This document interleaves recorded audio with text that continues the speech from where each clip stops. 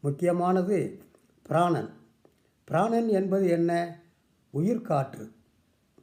பிராணன் என்பது உயிர்காற்று. அபானன் மலம், சிறுநீர், கெட்ட காற்று, கொட்டாவி காற்று.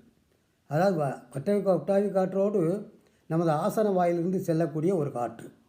உதானன் ஒளி, பேச்சு, உணவு வழி, தொண்டை. அது வியாழன் உடல் இயக்கம், உடல் முழுவதும் இயங்குவது.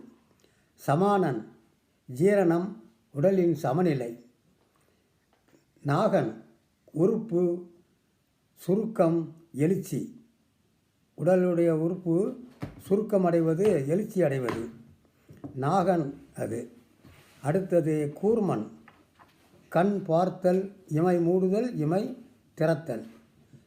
இதற்கு எது உதவுகிறது? அது ஒரு வாயு உதவுகிறது. அந்த வாயுவுக்கு பேர் கூர்மன்.